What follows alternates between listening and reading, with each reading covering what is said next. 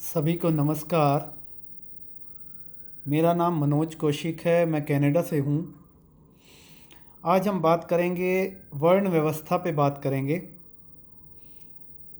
वर्ण व्यवस्था क्या है, कैसे शुरू हुई, सही है गलत है,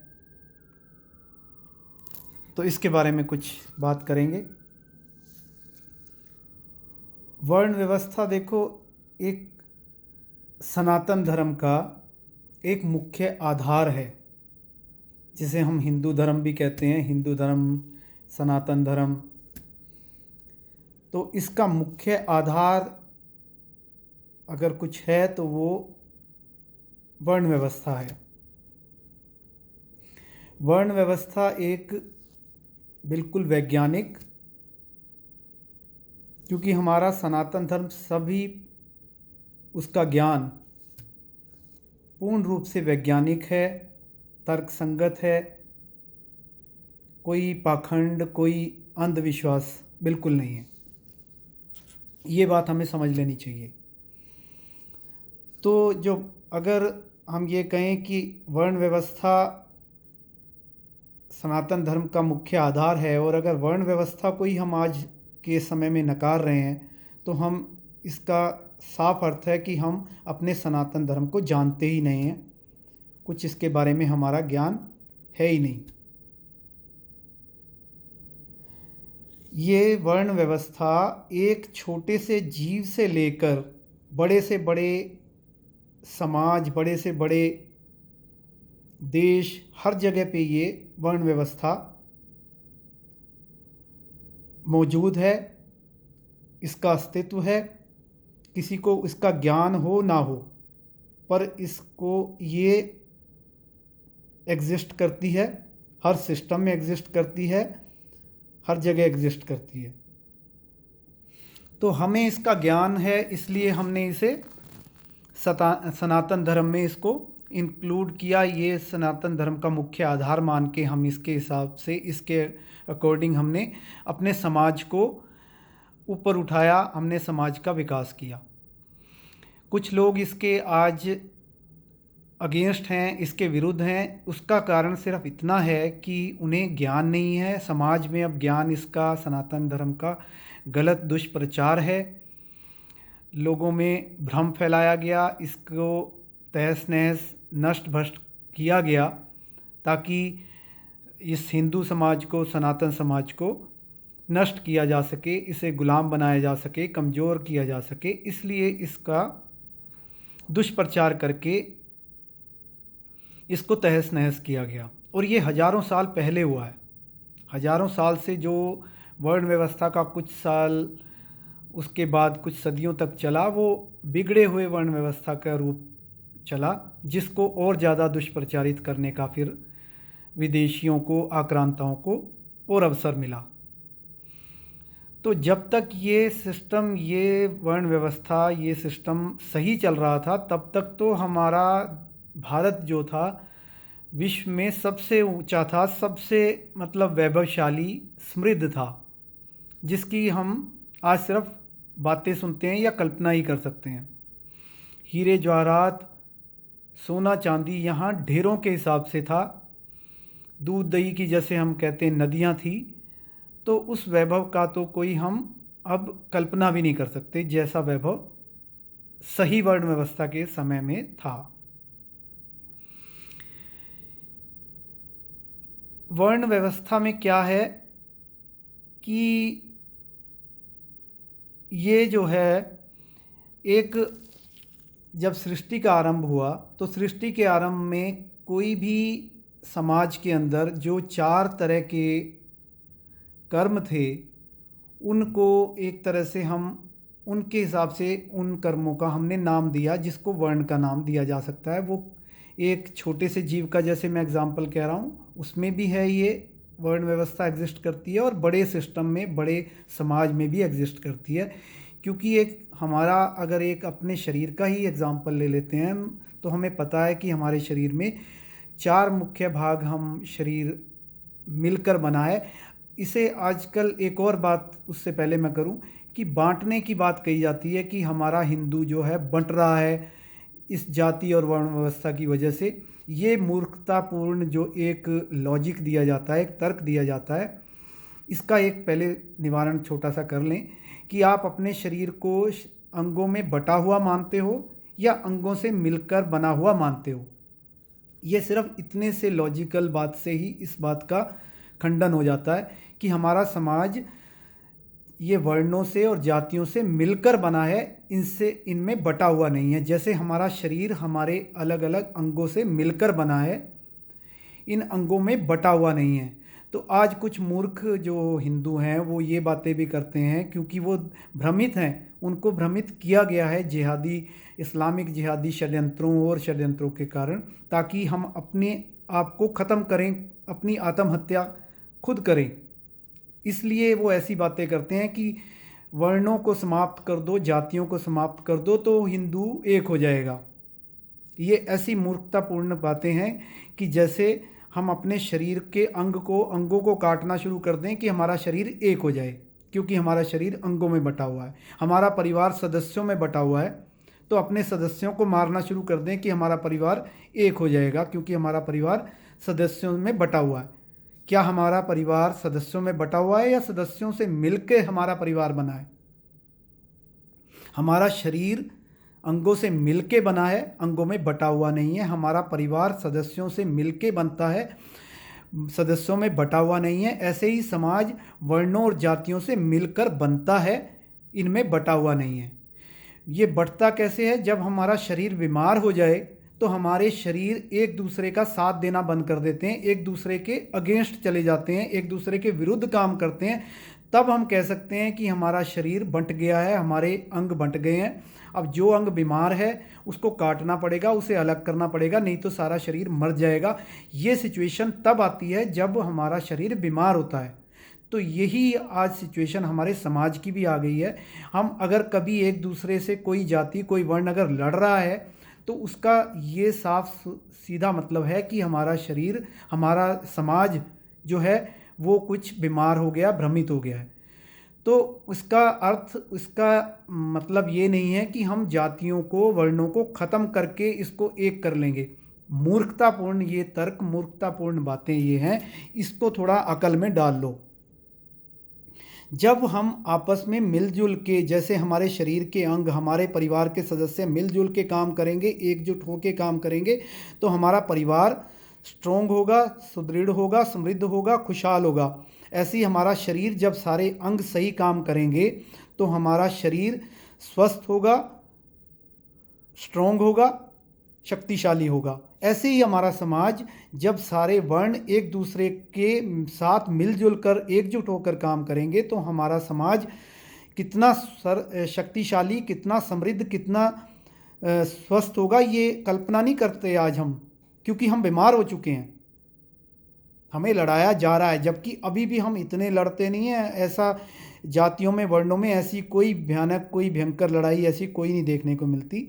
सिर्फ भ्रमित हैं अभी हम, और अभी बहुत उम्मीद है, बहुत आशा है कि हम अपनी अगर वर्ण व्यवस्था को पहचान लें, अपने सही धर्म को, सनातन धर्म जिसे बोलते हैं, उसे पहचान लें, तो हमारा जो भारत है, हमारा जो सनातन समाज है, विश्व में सबसे ऊंचा, सबसे ऊपर, सबसे शक्तिशाली, विश्व गुरु, सर्वशक्तिशाली बन सकता है। इसमें कोई शक नहीं है। तो इसके प्लस और माइनस क्या हैं आज के टाइम में, थोड़ी इस पे बात करते हैं। देखो, जब सृष्टि की रचना हुई तब जो ब्राह्मण थे वो ब्राह्मण थे, जो क्षत्रिय थे क्षत्रिय थे। जो ब्राह्मण का, शिक्षा का, जो भी हमें ये मालूम है कि ब्राह्मण का, इसको ज़्यादा डिटेल में बताने की ज़रूरत नहीं है कि ब्राह्मणों के क्या कर्म हैं, क्षत्रियों के, थोड़ी इस पे बात कर लेंगे ब्रीफ में, बट ज़्यादा डिटेल में जाने की ज़रूरत नहीं है। हाँ, ये ज़रूर है कि कुछ जो गलत फहमियाँ, उन पे हम बात ज़रूर करेंगे। जैसे अगर शूद्र का नाम लेते हैं तो हम शूद्रों का एकदम से सबके दिमाग में ये आएगा जो ये नीची जाति के लोग हैं, जो सफाई कर्मचारी हैं, और ये जो चमार हैं, चूड़े हैं, ये शूद्र वर्ण हैं। ये मूर्खतापूर्ण भ्रम जो फैलाए गए हैं, इनसे ही तो बाहर आना है। शूद्र है, शूद्र का अर्थ है सामान्य जन, आम जनता, जो भी सेवा से जुड़े हुए काम, जैसे कि किसी को हमें ये कल्पना ही नहीं है कि ये जो डॉक्टर, इंजीनियर और ये जो किसान और जमींदार, उद्योगपति, ये सब शूद्र वर्ण में आते हैं। ये सब आम जनता के काम हैं, आम लोगों के काम हैं। डॉक्टर, इंजीनियर, फिल्म स्टार, जिन्हें आज हर आदमी बनना चाहता है, जो डॉक्टर, इंजीनियर, कोई बच्चे से पूछो तो वो सबसे पहले यही कहेगा, मेरे को डॉक्टर बनना है, मेरे को फिल्म स्टार बनना है, मेरे को इंजीनियर बनना है, मेरे को इंडस्ट्रियलिस्ट बनना है। तो ये सारे, हमें क्या, हमारे को इतना पता है कि ये सारे शूद्र वर्णों के कर्म हैं। ये सारे कर्म जो हैं शूद्र वर्ण में आते हैं, जो कि आज सभी वर्ण जिसमें दौड़ दौड़ के भाग भाग के जा रहे हैं। तो पहले तो हमें कितनी क्लैरिटी ही नहीं है कुछ कामों की, कि हम मानते हैं सिर्फ शूद्र जो है नीचे, जो चूड़े चमार भंगी, जो ये चूड़े चमार भंगी की सच्चाई मैं बताऊं, ये जातियां हमारे वर्ण व्यवस्था, हमारे सनातन धर्म में एग्जिस्ट ही नहीं करती। ये जातियां तो हमारे समाज के अंदर लेके आई गई जिहादियों, मुस्लिमों, शासकों द्वारा, अत्याचारियों द्वारा जबरन लाई गई। एक तरह से हमारे समाज का ये कलंक बनाया गया, हमारे वर्ण व्यवस्था पे इनको कलंक के रूप में लाया गया। इसीलिए इसका विरोध भी कुछ समय तक जितना हो सका हिंदुओं ने, ब्राह्मणों ने किया। जो अछूत की बात आई वो इसलिए आई क्योंकि हम ये काम तो करते ही नहीं थे, हम किसी से और से करवाते ही नहीं थे। हमारा जो ये साफ़ सफाई करने का काम जो है, जो जिनको भंगी चूड़े चमार कहा गया, ये काम तो हमारे समाज में, सनातन समाज में होते ही नहीं थे। तो हमारे समाज में ये जातियां ही नहीं थी, ये जातियां ना थी, ना हमने कभी किसी से, ये किसी और लोगों से ये काम करवाए। खुद ये काम हम अपने आप, ये जो काम थे ये खुद करते थे। हर जाति, हर वर्ण अपना काम ये खुद करता था। हम दूसरे से करवाने का तो सवाल तब हुआ जब ये मुस्लिम आए। इन्होंने ये मैला ढोने का काम, ये कुछ हिंदुओं से जो, जिनको कैद किया हुआ था, जो पराजित जो सैनिक थे, उनसे ये काम करवाने शुरू किए और ये जातियां इन्होंने पैदा की। ये जातियां भंगी चूड़े चमार जो है, ये जातियां मुस्लिमों ने, मुस्लिम शासकों ने ये पैदा की। हमारे समाज के अंदर ये जातियां नहीं थी। तो हमारे शूद्रों में ये ऐसी कोई जाति नहीं होती, कोई ऐसी जाति नहीं थी। तो अब ये जातियां अगर हैं तो इनको समाप्त आज के समय में भी किया जा सकता है। मशीनें हैं, अब सारे काम मशीनों से होते हैं। इस ये काम कोई भी करे, किसी भी जाति का करे, ये शूद्र नहीं कहलाते। शूद्र हैं जो डॉक्टर, इंजीनियर, किसान, मजदूर, फिल्म स्टार, जो भी सेवा से जुड़े हुए काम हैं, वो सारे शूद्र वर्ण में आते हैं। तो ये कोई छोटे काम नहीं है। ये 80%, 90% काम समाज के ये शूद्र वर्ण के अंदर आते हैं। और इन पे कब्जा आज के समय में मुस्लिमों ने और वर्णों ने कर लिया है, जबकि हमारे सनातन समाज में ये आरक्षित थे एक तरह से आम जनता के लिए। इनमें ब्राह्मण, क्षत्रिय, वैश्य नहीं घुसते थे इनमें, जो आज घुसे हुए हैं, और मुस्लिम घुसे हुए हैं। तो जो वर्ण व्यवस्था के समाप्ति का अगर किसी को नुकसान हुआ है तो सबसे ज़्यादा शूद्र वर्ण को ही हुआ है। जो मनुस्मृति जलाने की बातें करते हैं, वो सब उनको भटका के, उनको भ्रमित करके, उनसे बुरे काम करवा के, उनको छोटी जाति बना के, अछूत काम करवा के उनको समाज से काट के अलग किया गया। और फिर उनको कहा गया, देखो तुम्हारे साथ ये जो हिंदू हैं अत्याचार करते हैं, और ये तुम्हें मनुस्मृति जो तुम्हारे अगेंस्ट है इसको जलाओ, इस अपना विद्रोह करो, तुम हिंदू नहीं हो। ये सब भ्रम जो हैं, ये सब जिहादी षड्यंत्रों के कारण आए हैं हमारे समाज के अंदर। नहीं तो हमारे शूद्र जो हैं वो ये सब काम करने के लिए ना तो बने हैं, ना ये काम हमारे समाज में होते हैं। जो ये छोटी जातियां, अछूत जातियां बनाई गई, ये सब मुस्लिमों द्वारा बनाई गई। ये जातियां आज के समय भी ख़त्म करनी इसकी रिक्वायरमेंट है। और जो शूद्रों के सही काम हैं 80% काम, जिनमें अब और वर्ण और मुस्लिम घुस गए हैं, उन्हें उनमें से निकाल के उनको वापस अपने धर्म के काम, जो ब्राह्मणों के काम हैं, धर्म के प्रचार प्रसार के काम हैं, और बिल्कुल सादा जीवन, घोर तपस्या वाला जीवन जो जीने का जो ब्राह्मणों का काम है, उस पे वापस लाने की बहुत ज़रूरत है, बहुत आवश्यकता है। तभी धर्म और तभी सनातन धर्म बचेगा, तभी ये हिंदू समाज बचेगा, और तभी वो आगे बढ़ेगा, और तभी समाज का कल्याण होगा। क्षत्रियों को समाज के रक्षा के लिए, और जो भी पुलिस, सेना और ये जो भी रक्षा से जुड़े हुए, सिक्योरिटी से जुड़े हुए काम हैं जितने भी, वो सब क्षत्रिय वर्ण के काम हैं। उनको ये शूद्र काम जो मैंने बताए हैं, डॉक्टर, इंजीनियर, किसान, ये सब काम जो हैं, ये सब व्यवसाय हैं, उनमें से निकल के ब्राह्मणों को, क्षत्रियों को, वैश्यों को, इनमें से बाहर निकल के अपने जो उनके सही धर्म, सही जो उनका धर्म है, वो उनका अपने जो सही कर्म है, उनको करने की आवश्यकता है। तब धर्म की रक्षा करेंगे, वो समाज की रक्षा करेंगे क्षत्रिय, तो हमारे धर्म का विकास होगा, हमारे धर्म का प्रचार प्रसार में मदद मिलेगी। तो और वैश्य जो हैं वो पूरे समाज के पालन के लिए धन का जो है उनको वरदान है। वो तो अगर मिट्टी में भी हाथ डालते हैं तो सोना बना सकते हैं।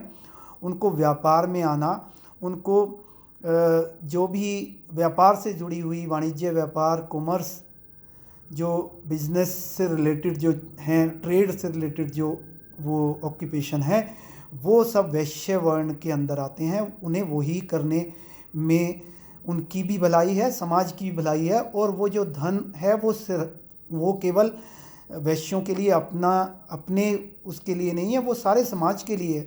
हमारे समाज में जो वर्ण थे वो एक दूसरे के लिए जीते थे, कोई स्वार्थ नहीं था। ब्राह्मण पूरे समाज को के कल्याण के लिए साधना करते थे। पूरे समाज में जो वैभव, जो भी सारा समृद्धि थी, वो साधना से, ब्राह्मणों की साधना से आती थी। ईश्वर के साथ जुड़े हुए अगर कोई वर्ण था, जो लोग थे, वो ब्राह्मण थे। शिक्षा के साथ जुड़े हुए, ईश्वर के साथ जुड़े हुए, साधना के साथ जुड़े हुए, सादे जीवन, सिंपल 2 दिन का खाना भी उनको संचय करने का अधिकार नहीं था। तो आज सब अपने अपने धर्म से, ये धर्म, ये सनातन धर्म था। अपने वर्ण धर्म का पालन करना सनातन धर्म का मुख्य आधार है, यही सनातन धर्म है। ये अब जो साधना करना है, ये ब्राह्मण का धर्म था। जो रक्षा करना है वो क्षत्रिय का धर्म था। जो व्यापार, वाणिज्य व्यापार करना है, दान करना है, पूरे समाज को धन कमा के दान करके पालन पोषण करना है, वो वैश्य का धर्म था। पूरे समाज का पालन पोषण का जो दायित्व था, अनाज उगा के पूरी धरती से जो भी सेवा से जुड़े कार्य हैं, पूरे समाज का पालन पोषण करने का काम जो धर्म था, वो शूद्रों का था। पूरे समाज का, पूरे हिंदू सनातन समाज के पालन पोषण की जिम्मेवारी वो शूद्रों के ऊपर थी। तो इस तरह से हर वर्ण एक दूसरे के लिए जी रहा था।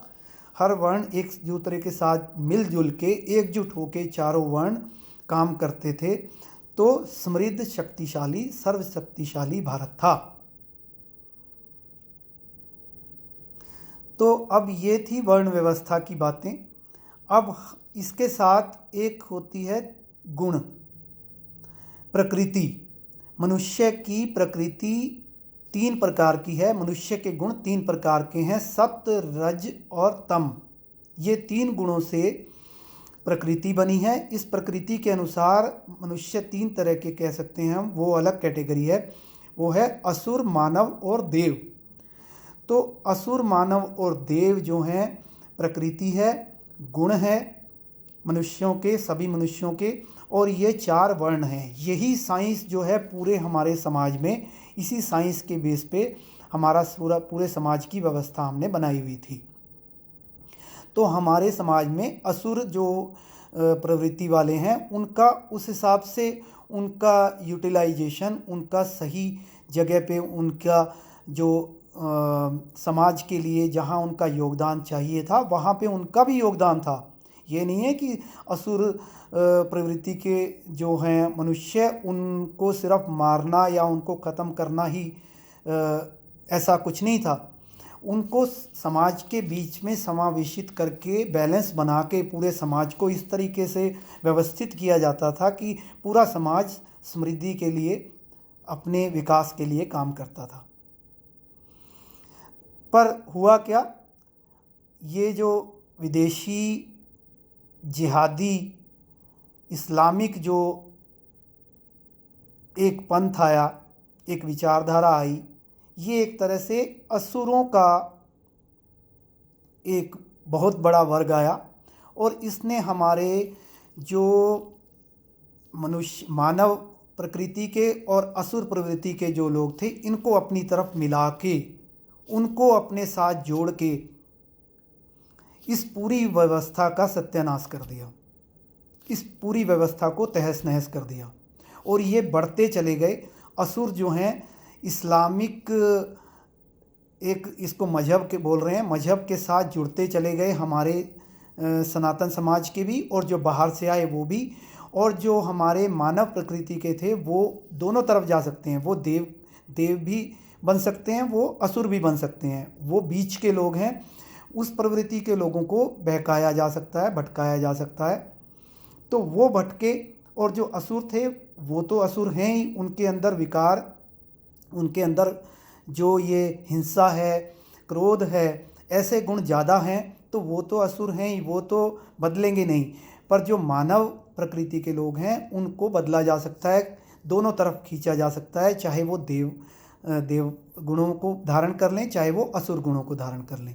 तो आज समाज में ये मानव प्रकृति के लोग असुर प्रकृति की तरफ जा रहे हैं, इस्लाम की तरफ जा रहे हैं, और इस्लाम जैसे हम देख रहे हैं कि बढ़ता जा रहा है, और बढ़ते बढ़ते अब पूर्ण इस्लामीकरण की नौबत भी आ रही है।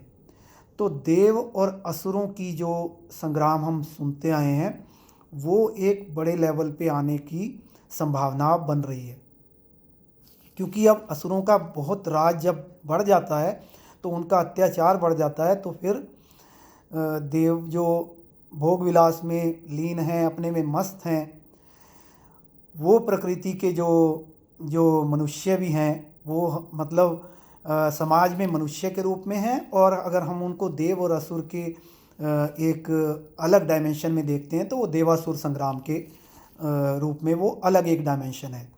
तो हम समाज के रूप में देखते हैं तो हमारे जो देव प्रकृति के अलग हो रहे हैं, और जो बचे कुचे हैं जो वो अब उनको ये लग रहा है कि उनका अस्तित्व खतरे में है।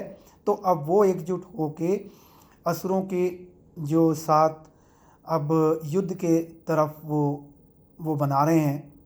तो ये देवासुर संग्राम भी बोल सकते हैं, या एक भीषण जो है परिस्थिति आने वाली है, जो आज से 5-10 सालों बाद, कि जब इस्लामिक भारत के इस्लामिक देश बनने का चांस बन रहा है, तो बहुत भीषण गृह युद्ध होने के चांस जो बन रहे हैं, वो एक स्थिति अब आ रही है।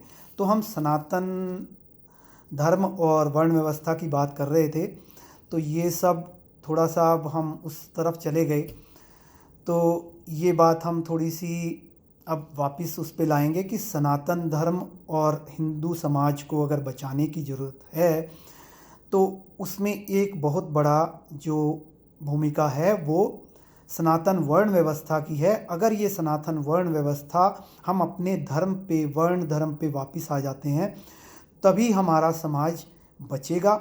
नहीं तो हम इस्लामिक जिहाद के शिकार हो जाएं, या कुछ भी कारण बन जाएं, हमारा ये समाज जो है, सनातन समाज, ये नष्ट होने की कगार पे पहुंच रहा है। तो हम और आगे और कुछ वीडियोस में और बातें और छोटे छोटे पॉइंट्स उठा के सनातन धर्म और वर्ण व्यवस्था पे बात करेंगे।